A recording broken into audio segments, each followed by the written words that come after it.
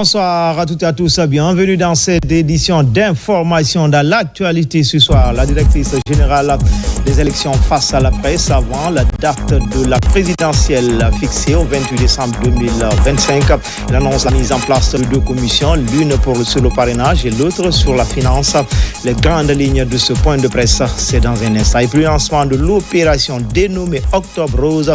500 tenues seront mises en vente pour accompagner les victimes de cancer du sang et du col de l'utérus. L'idée d'inciter les femmes à aller se faire dépister pour des mesures préventives.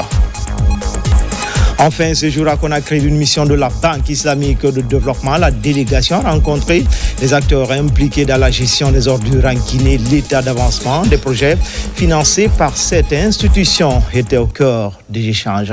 Voilà pour le sommaire. Encore une fois, bonsoir à tous. Tout d'abord, en tournée de remerciements dans la région forestière, le Premier ministre, chef de gouvernement Amadou Ouriba, poursuit son périple dans la région à la maison des jeunes de la cité de Zali. Il a échangé avec les populations venues massivement accueillir la délégation gouvernementale. Ousmane Bangoura du bureau de presse de la primature. À la maison des jeunes de la cité de Zali, l'accueil est à la hauteur de l'événement. Population, autorités locales, sages, femmes et jeunes, tous réunis pour réserver un accueil chaleureux au Premier ministre, coordinateur national de la campagne référendaire, porteur du message de remerciement du général Mamadi Doumbouya. C'était aussi l'occasion pour les autorités de remercier le gouvernement pour les nombreuses actions de développement réalisées au profit de la région forestière. La région de Zérekoré demeure profondément attachée à la vision de son Excellence, le président de la République, le général d'armée Mamadi Doumbouya. Nous restons disponibles, mobilisés et engagés pour accompagner toutes les réformes et actions visant à prospérer la paix et l'unité nationale. À son tour, le Premier ministre Amadou Ouriba a appelé les citoyens à préserver la cohésion sociale, surtout dans cette région forestière avec plusieurs pays voisins. Le fait que le taux de participation aux alentours de 90, 91, 94% selon les contrées est un signe d'espoir que la population guinéenne croit en ce qui est en train d'être fait. Et pour ça aussi, recevez les remerciements du gouvernement et les remerciements du président de la République, le général Mamadi Doumbouya. Vous avez voté pour la Constitution à une très large majorité. Et vous avez raison de voter à une très large majorité cette Constitution. Parce que c'est une Constitution qui change la vie, qui changera notre destin en tant que société unie, solidaire et qui entend aller vers la prospérité. C'est très important, la Constitution de la République de Guinée. Et aussi, vous avez donné à travers ce vote massif du oui, vous avez dit, nous voulons ceci. Nous avons voté majoritairement pour cette Constitution. Aux gouvernants d'aujourd'hui, aux gouvernants de demain et d'après-demain, c'est un mandat qui vous est donné de gérer le pays en conformité avec la Constitution de la République de Guinée. C'est un engagement extrêmement fort. Et c'est un engagement qui, un peu partout, dans les pays d'alentour et d'ailleurs, sont en train de disserter pour dire la Constitution de la République de Guinée, telle qu'elle a été votée, est une chance pour le reste de l'Afrique parce que donne la voie pour résoudre les problèmes que les pays connaissent. L'unité, la cohésion, le rassemblement, l'intérêt vers les populations. Que ce ne soit pas simplement un texte qui exprime, disons, des principes généraux, mais un texte qui fixe la règle aujourd'hui, demain, après-demain, pour la gouvernance de la Guinée. Merci pour tous. Merci pour ce que vous avez fait. À Zérekoré, Cette nouvelle étape de la tournée du Premier ministre traduit une fois encore la volonté du gouvernement de rester à l'écoute des citoyens. Elle met également en lumière l'engagement du chef de l'État, le général Mamadi Doumbouya, à promouvoir le dialogue, la cohésion et l'unité nationale à travers tout le pays. Comme annoncé dans les titres, la directrice générale des élections face à la presse avant la date de la présidentielle fixée au 28 décembre prochain. Elle annonce la mise en place de 2 commissions, l'une sur le parrainage et l'autre sur la finance. Le rôle, le mandat de ces commissions, tout comme les modalités de candidature, le plafonnement des dépenses de campagne et le remboursement des cautions pour les candidats qui auraient 5% des suffrages exprimés. Amadou Touré et Abdulrazak Souma reviennent sur les grandes lignes de ce point de presse. À la faveur de ce point de presse, la directrice générale des élections a fait le point sur la situation des préparatifs de l'élection présidentielle prévue le 28 décembre 2025. Madame Kamara Djenebou Touré a tout d'abord évoqué les dispositions relatives à la mise en place de 2 commissions ad hoc. Pour que cette commission puisse travailler, il faut simplement noter qu'à J-70, il faut que les demandes arrivent au niveau de la DGE pour que la collecte des parrainages commence sur le territoire national, conformément aux dispositions de la loi. C'est pour cette raison que nous avons bien jugé nécessaire, en restant dans les délais, de lancer cette commission. Deuxièmement, la caution de candidature est un élément constitutif du dossier de candidature à l'élection présidentielle et à toutes les élections. D'ailleurs, il y a les cautions à tous les niveaux, donc pour tout type d'élection. Il fallait aussi mettre cette commission en place pour que la commission puisse travailler. Mais ce qu'il faut retenir, c'est que la caution, c'est calculé sur la base du bulletin de vote. Les frais liés à la confection des bulletins de vote, c'est ce qui est expliqué et calculé et estimé. Donc cette commission, sur cette base, fait une proposition équitable pour permettre à chaque candidat de payer une caution et de participer aux élections. Et ceux qui arrivent à avoir 5% ont leur caution retournée. Ceux qui n'atteignent pas 5%, les cautions vont aider le Trésor public, donc le budget national de développement, à soutenir un peu les frais d'impression des bulletins de vote. Cela n'enlève à rien si quelqu'un n'a pas désigné le mandataire. Cela ne veut pas dire qu'il ne sera pas candidat. Il peut être candidat, mais seulement les décisions prises au sein de ces 2 commissions ad hoc s'appliqueront à tout candidat.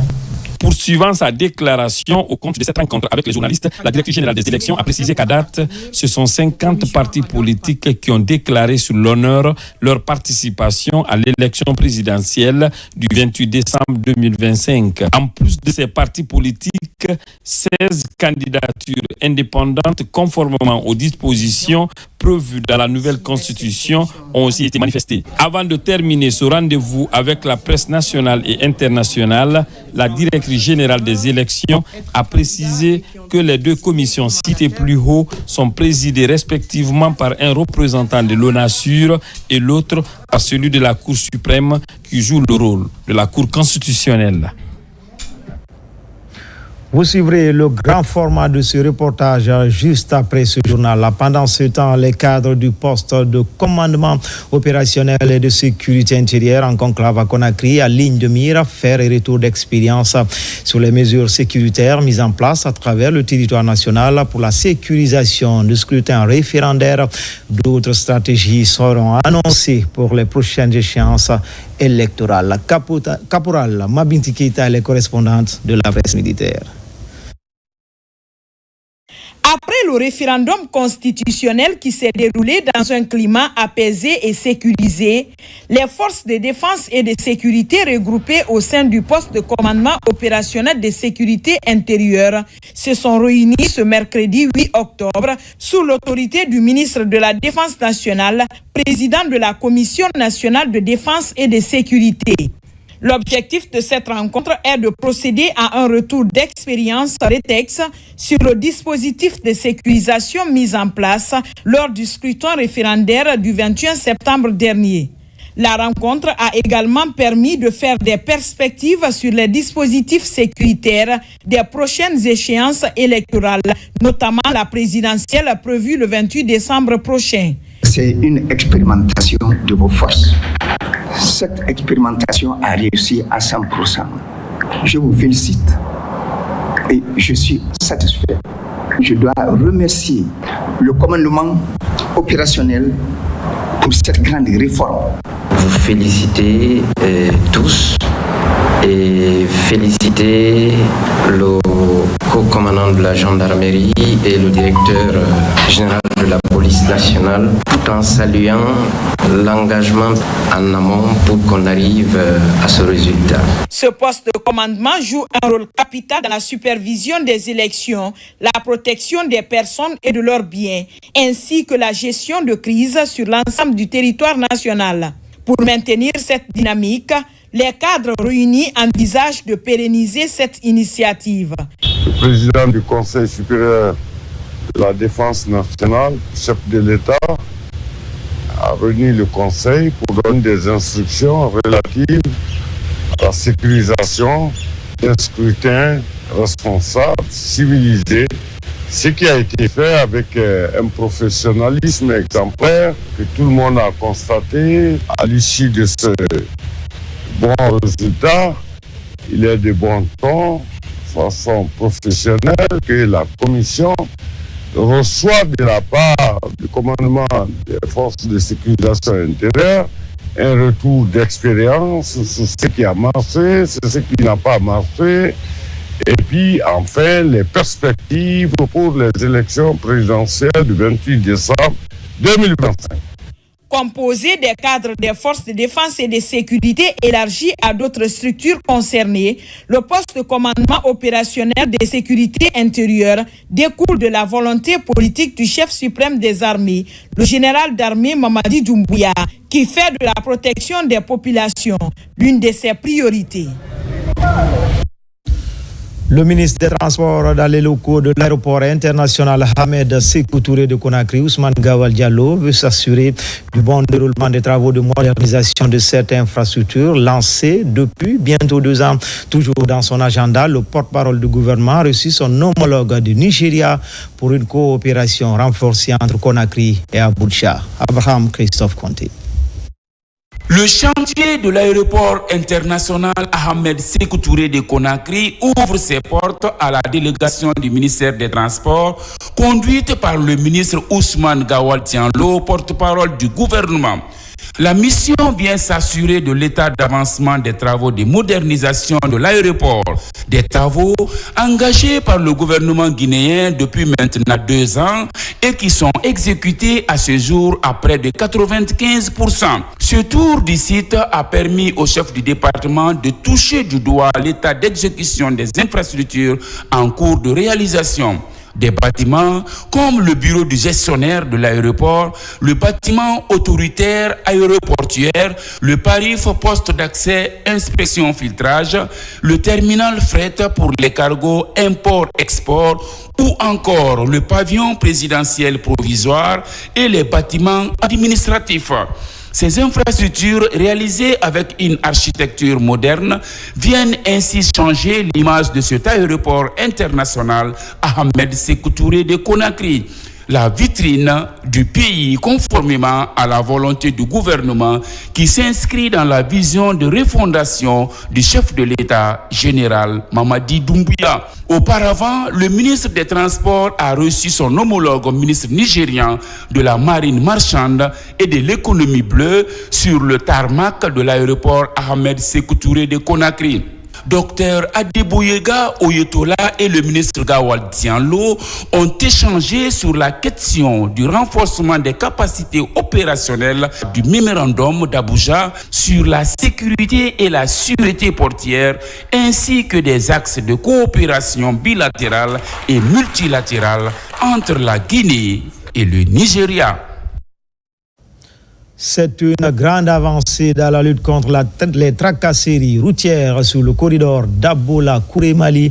Le contrôle se fait désormais de manière professionnelle devant une mission mixte de sensibilisation et d'information sur les enjeux du phénomène, le respect du règlement 114 relatif au transport routier. Les deux parties ont exprimé de belles collaborations. Reportage à Kouré-Mali, Koumara Moussa. Informer, sensibiliser, c'est ce qui fait cette mission mixte conduite par le secrétaire permanent du Comité national de facilitation des transports et transit routier inter-État. Ici à Dabola, point de départ de la caravane après Koya, Kindia et Mamou, un seul message, dire stop aux tracasseries routières.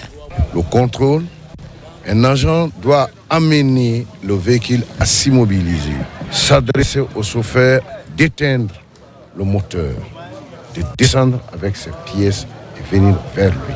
Ce n'est pas à sa portière qu'il va s'arrêter pour dire « donne-moi les documents ». Non. Dans un échange franc et direct, les missionnaires ont invité les forces de sécurité au professionnalisme, aux transporteurs de se munir des documents de voyage.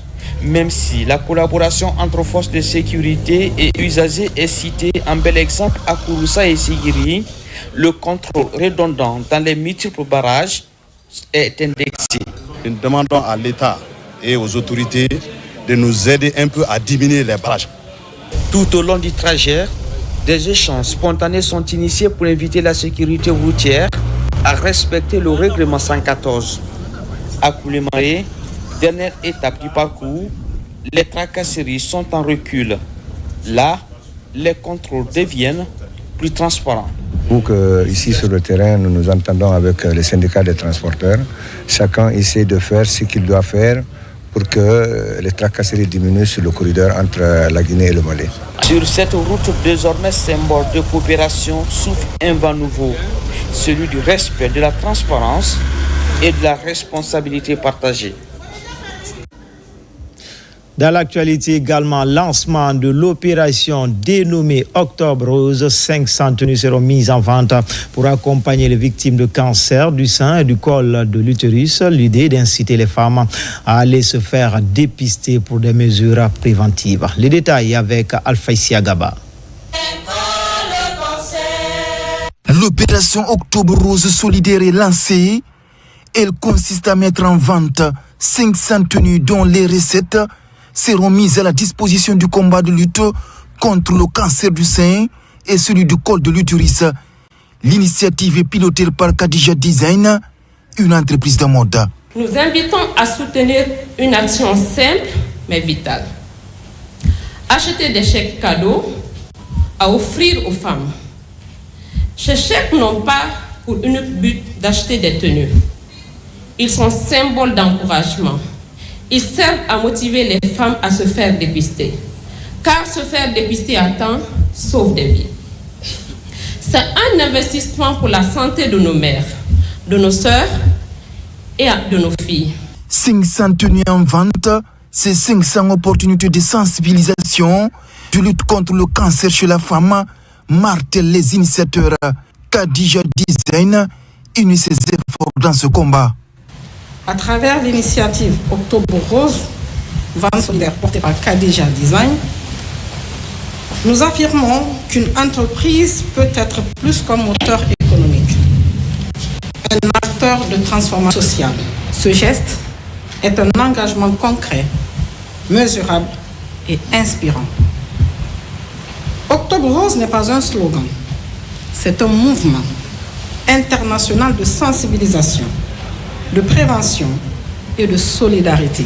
L'opération Octobre Rose solidaire de Kadija Design devrait permettre de renforcer les actions en vue d'offrir l'accès à la prévention et aux soins d'urgence. Journée internationale de la jeune fille, thème retenu cette année, rien pour les filles, sans les filles. La Guinée prend une part active et une forte délégation au programme échange et engagement de leadership pour construire un avenir plus égalitaire. La déclaration de la ministre Charlotte Daffy dans cette édition.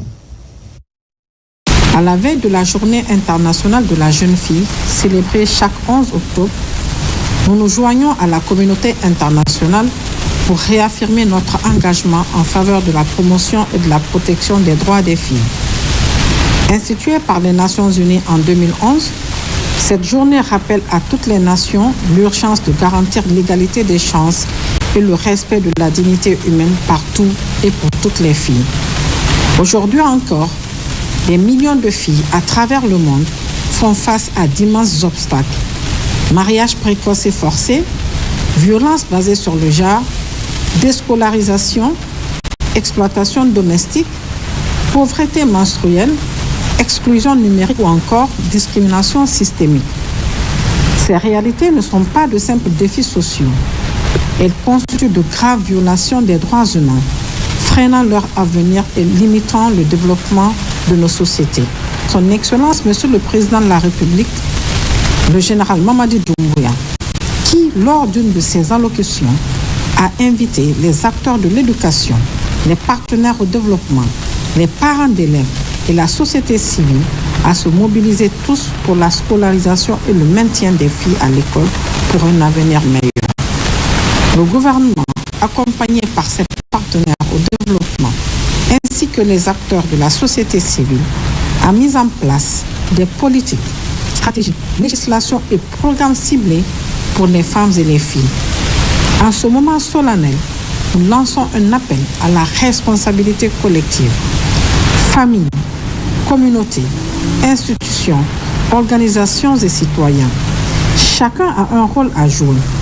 Protéger et valoriser les filles n'est pas seulement un devoir moral. C'est une priorité nationale et un impératif de justice sociale. Dans le volet économie, tenue de la session de validation du cadrage macroéconomique 2024, durant les travaux, les cadres sectoriels vont passer en revue les performances économiques de notre pays. Le document servira de base pour les prochains débats d'orientation budgétaire 2026. Mamadou Saliouba. C'est un exercice de grande portée économique et sociale.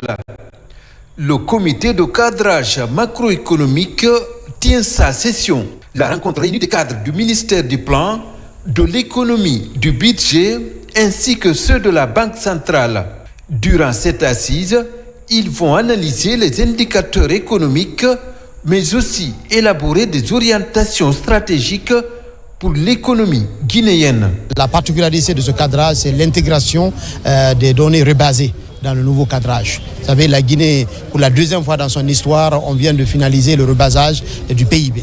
Ce rebasage qui nous donne beaucoup un bon résultat, d'abord en termes de l'investissement et en termes de la dette. La dette qui était considérée à 39% est descendue aujourd'hui à 29%, la maîtrise de la dette. Mais aussi, ce qui est important, l'inflation a baissé jusqu'à 3%, mais aussi la pression fiscale qui était au niveau, qui est à peu près aujourd'hui 11 à 10%.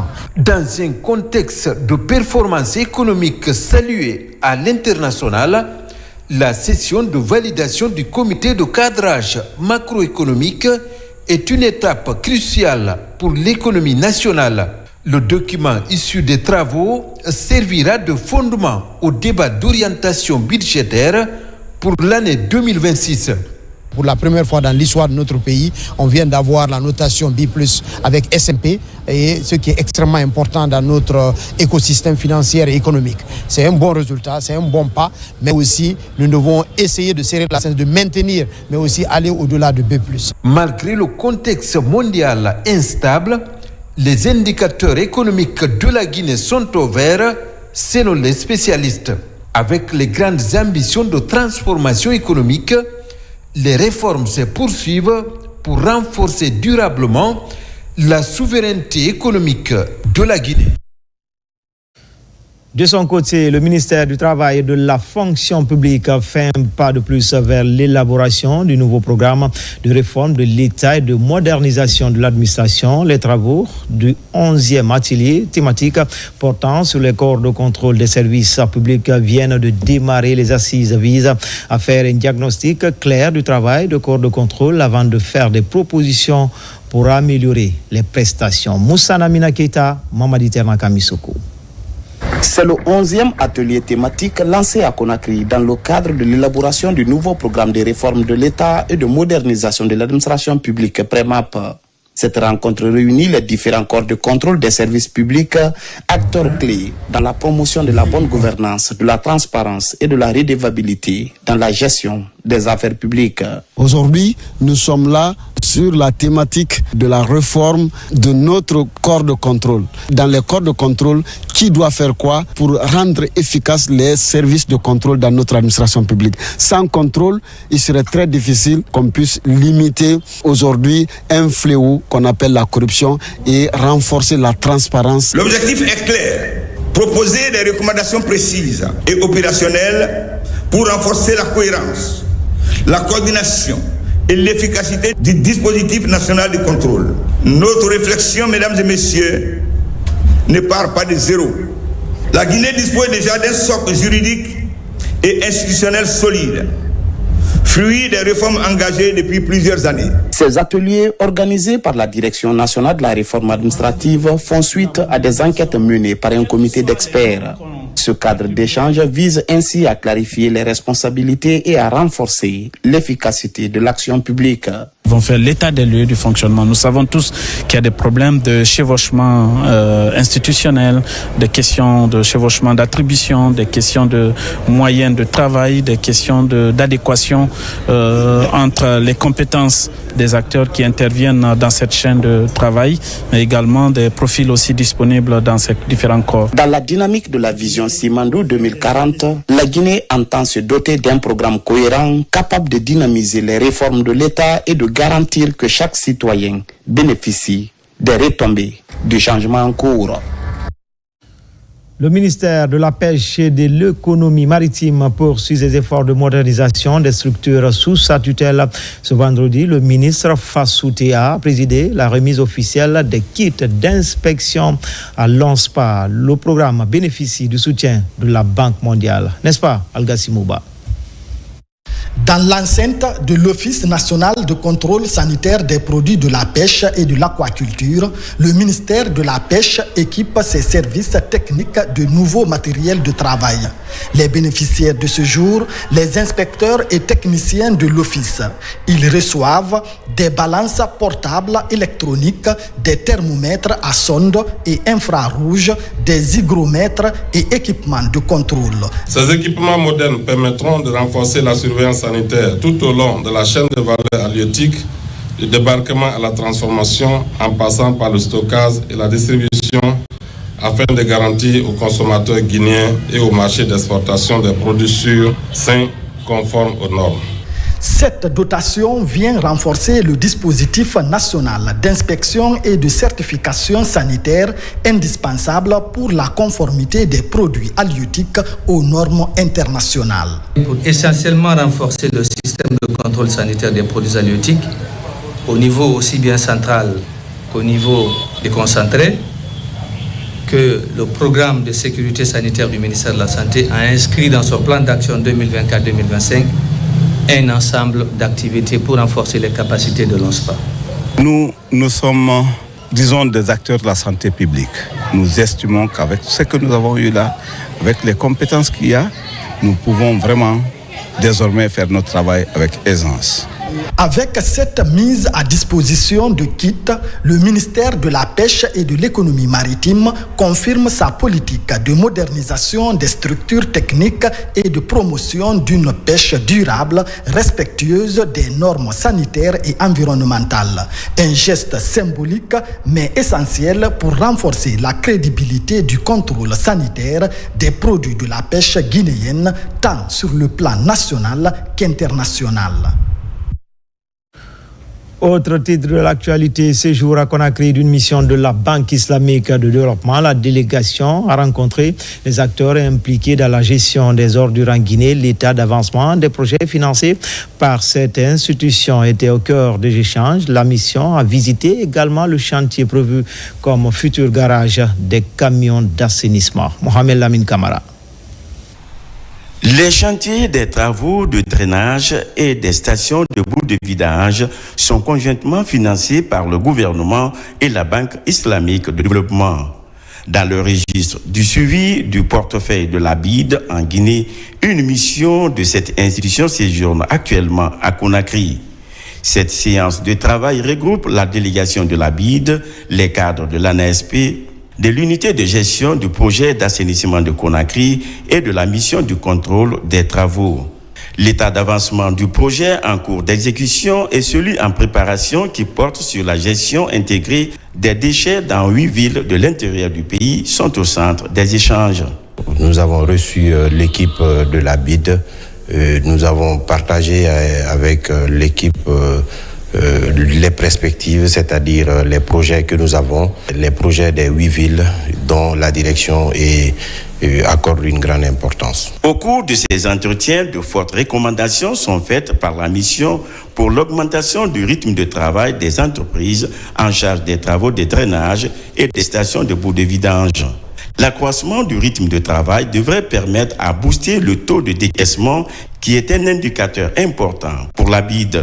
Dans le cadre de ce projet, la BID a eu à mettre à la disposition de la République de Guinée un lot important de matériaux lourds, notamment 64 camions pour le ramassage des déchets solides dans la ville de Conakry.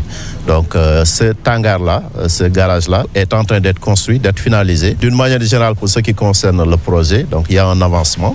Pour le nouveau projet portant sur les 8 villes de l'intérieur du pays, la Banque islamique de développement a marqué son intérêt pour le financement du projet à condition d'avoir des études pertinentes, au moins du niveau d'avant-projet.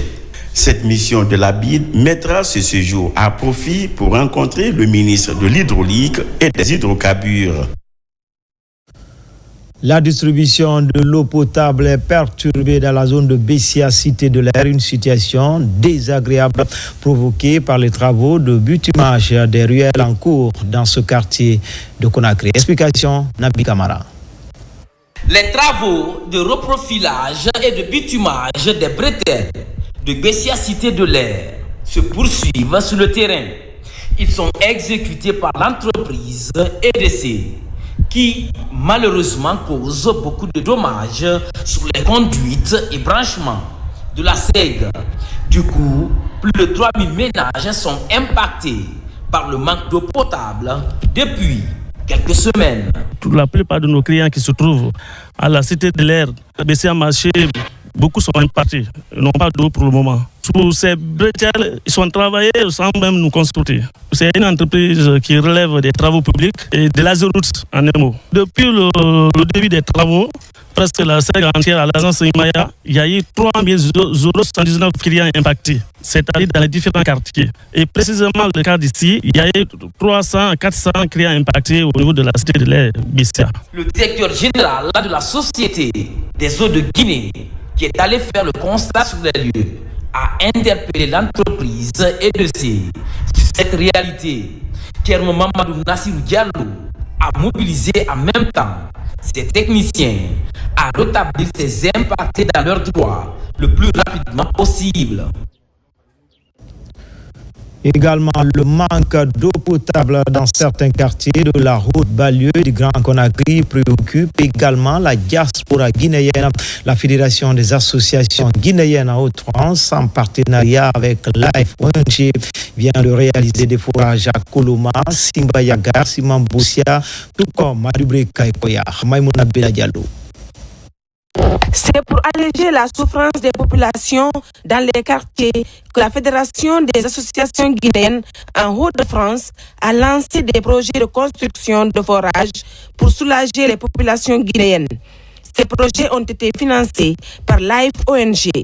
Nous avons pu construire 5 forages à travers l'aide de notre partenaire l'AFONG qui ont été inaugurés depuis avant-hier. Nous avons le forage de Koloma, nous avons le forage de Simbayagar, le forage de Simambossia, secteur La Forêt.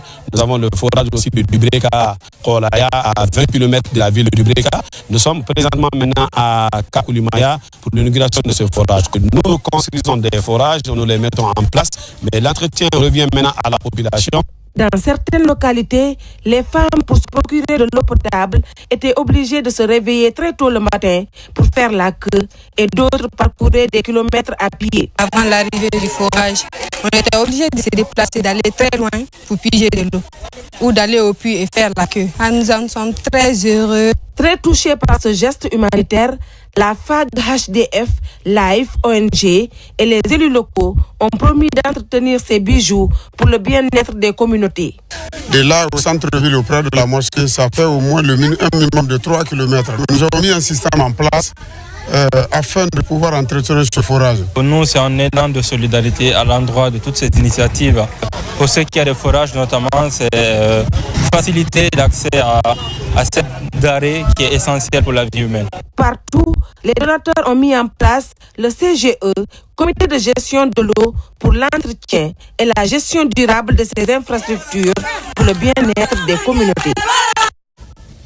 Sécurité routière, la direction générale des garages du gouvernement et la RTG unissent les efforts. Un groupe de chauffeurs bénéficie d'une formation en conduite préventive sur renforcement de capacité, s'inscrit dans un vaste projet visant à professionnaliser les conducteurs des engins de l'État. Mamadi Ternaka Misoko, Foudé Alpha Kamara. Au-delà de sa mission principale de gestion et maintenance du parc automobile de l'État, la direction générale des garages du gouvernement s'investit également dans la promotion de la sécurité routière.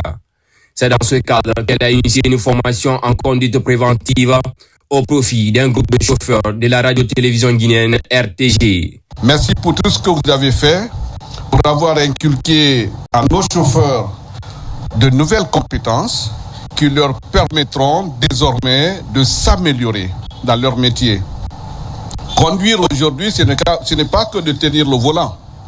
Conduire, c'est de savoir qu'est-ce qui réglemente, n'est-ce pas, la circulation. Cette initiative qui vise à renforcer vos compétences et à actualiser vos connaissances techniques s'inscrit pleinement dans la dynamique de modernisation et de professionnalisation que nous avons engagée à la radio-télévision guinéenne. Et celui qui nous donne cette audace est le général Mamadi Doumbouya, qui souhaite que tous les travailleurs de la Guinée, quel que soit leur lieu de travail, où qu'ils se trouvent, ou le poste qu'ils occupent, se professionnalisent. Cette formation s'inscrit dans un vaste programme de professionnalisation des conducteurs des véhicules de l'État. Elle illustre la volonté des garages du gouvernement de moderniser les pratiques, de renforcer les compétences. La formation en conduite préventive que vous avez suivie n'est pas une simple formalité. Elle traduit la volonté de Monsieur le Président de la République, son Excellence le général Mamadi Doumbouya, de moderniser les pratiques, de renforcer les compétences et de garantir que chaque véhicule de l'État soit conduit avec prudence, rigueur et respect des normes. Désormais, la RTG et la Direction générale des garages du gouvernement s'unissent dans une démarche citoyenne visant à protéger les usagers de la route et à faire de leurs chauffeurs des modèles de sûreté et de sécurité sur l'ensemble du réseau routier national. Lancement des travaux du comité de l'initiative pour la transparence dans les industries extractives Guinée. La rencontre était axée sur le retrait des permis de certaines sociétés minières et la mission de validation du secrétariat international de l'UTIE. D'autres sujets ont été débattus par les membres du comité venus de plusieurs structures de l'administration. Moussa Kouyaté. Cette réunion du comité de pilotage de l'initiative pour la transparence dans les industries extractives se tient en prélude d'une mission en Guinée, le secrétariat international de l'ITIE. Les membres du comité ont échangé autour de l'approbation du plan de travail triennal et budget 2025-2027 et l'approbation du procès verbal des rencontres précédentes. On a travaillé sur les documents, notamment les formulaires qui doivent faire objet d'évaluation de la Guinée. Donc il y a une auto-évaluation que les différentes parties prenantes au comité de pilotage font. Donc c'était la validation de ce document avant même la validation ou l'évaluation par le secrétariat international de l'ITIE. C'est ce travail-là qui nous a réunis ici aujourd'hui parce que nous allons recevoir à partir du 25 octobre la délégation du secrétariat international de l'ITIE pour la validation de la Guinée. Le retrait récent des permis de certaines sociétés minières a fait l'objet d'échanges entre le comité de pilotage et le ministère des Mines et de la Géologie, représenté par le directeur du Centre de promotion et de développement minier. Le CPDM est l'épine dorsale ou backbone de toute l'activité minière ou le gestionnaire du cadastre minier. L'État guinéen a enclenché l'assainissement du cadastre minier, qui est de rendre le cadastre libre et transparent. C'est des manquements graves constatés au niveau de ces permis. C'est pourquoi ils ont été retirés. Renforcer la bonne gouvernance dans les mines, promouvoir la compréhension et la transparence dans la gestion des ressources naturelles sont entre autres quelques missions de l'ITIE. Face aux conséquences de l'incendie du dépôt d'hydrocarbures de Kaloum, plus précisément dans le quartier Koronti, la Solidarité nationale s'organise. L'Agence nationale d'inclusion économique et sociale Agnès est sur le terrain pour apporter son aide aux familles touchées avec le soutien du Fonds monétaire international. Une opération d'assistance financière est en cours au profit des sinistrés de Conakry. Diane Yansane.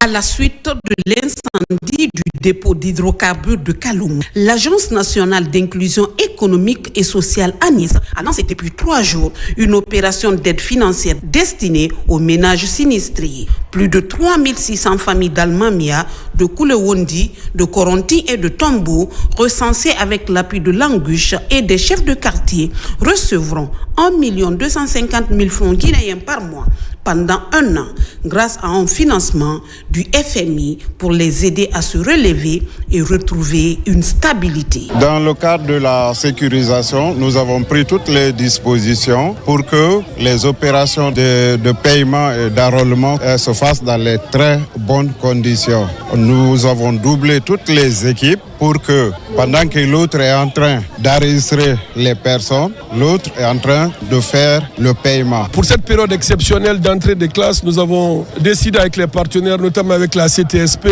qui est un organe du ministère des Finances, qui est chargé de faire le lien entre l'ANIES, structure bénéficiaire, et le FMI, le financeur. Nous avons décidé de doubler la fréquence des transferts ce mois-ci. Donc les bénéficiaires vont bénéficier de 2 500 000. Financée par le Fonds monétaire international FMI, cette initiative permettra à chaque famille de recevoir 1 250 000 francs guinéens par mois pendant 1 an afin de favoriser leur réinsertion socio-économique. Depuis l'incendie du dépôt d'hydrocarbures, on nous aide à tout moment. Avec l'ouverture des classes, ça nous a beaucoup soulagé. À travers ce programme, les autorités entendent renforcer la solidarité nationale et confirmer la vocation sociale de l'Agnès. Pose de la première pierre des travaux de construction d'une nouvelle infrastructure dans la commune de Matam.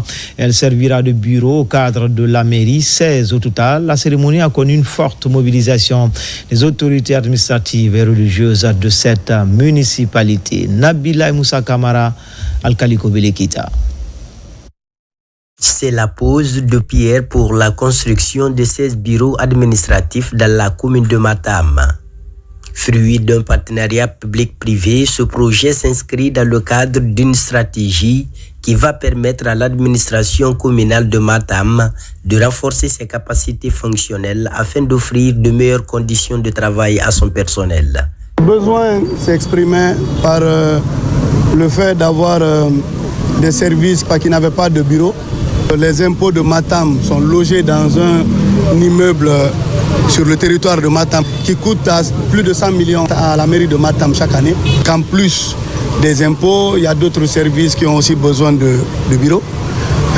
Voilà pourquoi nous réalisons ces bureaux aujourd'hui, pour que nos travailleurs soient à l'aise, mais aussi que Matam économise de l'argent qui sort pour les locations. Après la rénovation du siège de la commune, La construction de ce bâtiment R+3 est une étape importante dans le processus de modernisation de la commune de Matam. Ça va être un vrai ouf de soulagement en faveur et au profit de la population de Matam, mais également au profit des travailleurs de la commune urbaine de Matam. Je demanderai à l'entreprise de respecter les engagements du contrat. Notre direction va veiller à l'application des règles de construction sur ce chantier, puisque l'habitat d'ailleurs est le maître d'ouvrage délégué de toutes les constructions. Et si nous-mêmes nous initions une construction, nous avons l'œil sur tout ce qui se passe. La commune de Matam, l'une des plus grandes communes de la ville de Conakry, bénéficie de cet appui grâce à un opérateur économique. Le délai d'exécution des travaux est de 6 mois. Après des années de délabrement très poussé, l'école primaire de Matam, Lido 2, retrouve enfin son éclat. C'est une action d'un ancien élève de cette concession scolaire.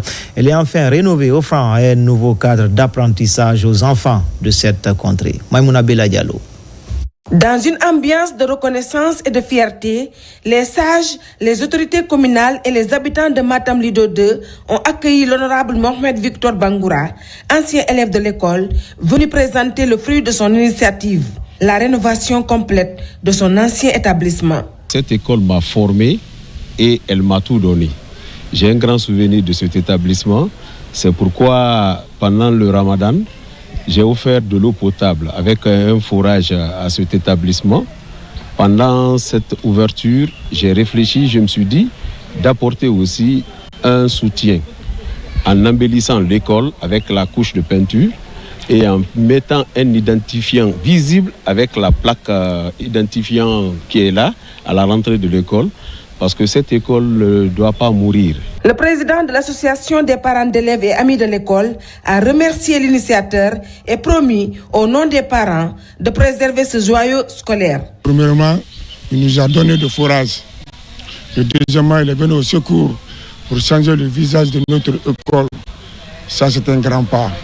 Au nom de la communauté de Matam et au nom du bureau de membres du quartier, je remercie M. Victor Bangoura pour ce qu'il nous a fait à Matam Lido. Les 6 salles de classe, la direction, les latrines, la clôture et même le système d'adduction d'eau ont été entièrement réhabilités. L'établissement affiche désormais un nouveau visage parmi les plus beaux de la commune de Matam. En province, à Séguiri, les forces de l'ordre renforcent leur aptitude pour intensifier la lutte contre la traite des enfants et trafic illégal des migrants. De nouvelles astuces sont explorées pour améliorer les performances. L'OPROGEM, l'une des unités de la police nationale, a aussi partagé ses expériences pour atteindre les grands défis de ce combat commun. Tiamokaba, Toumani Sira Diallo. En Guinée, la lutte contre la traite des personnes et le trafic illégal de migrants est en débat à Séguiri. C'est le rendez-vous des forces de l'ordre pour renforcer la coopération en matière de prévention. En classe, de nouvelles orientations sont redéfinies pour approfondir les connaissances. Il y a de cela 2 mois, une fille nigériane a quitté Séguiri dans un site minier. Elle s'est retrouvée à Conakry où elle a été interceptée par le commissariat central de police de Sonfonia. Après l'entretien de la fille, elle a fait comprendre au commissariat qu'elle a été déplacée de Nigeria pour Séguiri pour faire le travail de plaisir. Le commissariat a envoyé cette fille-là à notre base, à la direction générale. Elle nous a fait comprendre qu'il y a plusieurs filles de nationalités différentes qui se trouvent au niveau de ces sites miniers de Séguiri. Le sujet concerne la compagnie mobile d'intervention et de sécurité en collaboration avec l'Office de protection d'Ijara, de l'enfance et des mœurs. La nouvelle synergie se renforce davantage pour appuyer l'efficacité de la vision politique dans le registre de la lutte contre les crimes frontaliers. La préfecture de Séguiri est à la fois préfecture transfrontalière, mais aussi une préfecture minière. Cela fait d'elle une source de convoitise pour les groupes criminels et les réseaux criminels. En partenariat avec nos partenaires nationaux, notamment l'Office, l'OPROGEM, pour venir renforcer les compétences des agents de la police se trouvant ici à Séguiri, afin de pouvoir lutter efficacement contre la traite de personnes. Cette lutte commune affiche la volonté politique pour contribuer au maintien de la paix au sein des communautés transfrontalières et affaiblir de potentiels criminels.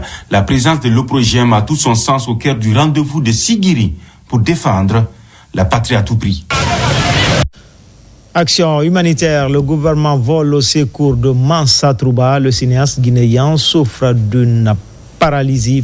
Il est évacué en Tunisie pour des soins plus approfondis. Son départ de l'aéroport international Ahmed Sékou Touré nous est raconté par Bosman et Morlaï Souma.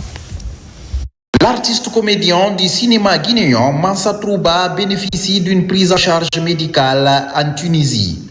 Depuis des mois, Cheikh Mohamed Kanté souffre d'une paralysie et de la cécité. Le ministère de la Culture, à travers le Bureau guinéen des droits d'auteur, lui vient au secours. Depuis quelques mois qu'il est souffrant et depuis le début de sa maladie, il est admis par des spécialistes des différentes maladies qu'il a. Et à travers une clinique à Simbaya, sous la responsabilité directe du Bureau guinéen des droits d'auteur à travers la même assurance. Donc en partenariat avec la NCA, aujourd'hui il va être évacué sur la Tunisie où il va poursuivre ses soins. En Tunisie, Mansa Trouba sera soumis à 45 jours de soins médicaux intensifs. Il reste reconnaissant envers les autorités. Je vais en Tunisie pour me soigner grâce au président Mamadi Doumbouya. Chers Guinéens, je quitte ici en paix et je compte arriver à destination en paix. Je commence par remercier le président de la République et l'effort consenti par le BGDA, le directeur et tous ses personnels, tout ce qu'ils ont fait pour nous dans cette situation douloureuse. Nous sommes vraiment ravis, on est sans mots. Ce geste humanitaire est une énième du genre en faveur des artistes. Enfin, au chef-lieu de la préfecture de Bofa, les natifs ont implanté le masque Nimba au carrefour central, devenu branding national. La présence de ce masque sur les lieux vise à valoriser ce patrimoine culturel de Bagataï, mais aussi renforcer l'unité entre les filles et fils de la localité. Younousa Tawel Kamara. Ici, en plein cœur de la commune urbaine de Bofa, se dresse désormais ce masque Nimba. Un masque qui symbolise la fertilité dans le Bagataï. Son implantation dans ce carrefour est une initiative des filles et fils de Kolissoro en vue de valoriser ce patrimoine culturel du pays. Venir à Bofa et voir ce genre d'édifice, c'est vraiment un honneur pour nous. Et en tant que ressortissants de Bofa, nous allons essayer de nous atteler à faire encore beaucoup plus d'activités de ce genre. Appelé Nimba ou encore Ndemba dans le Bagataï, ce masque a été choisi comme branding national par les autorités du pays. Bofa a été la porte d'entrée des civilisations autres africaines.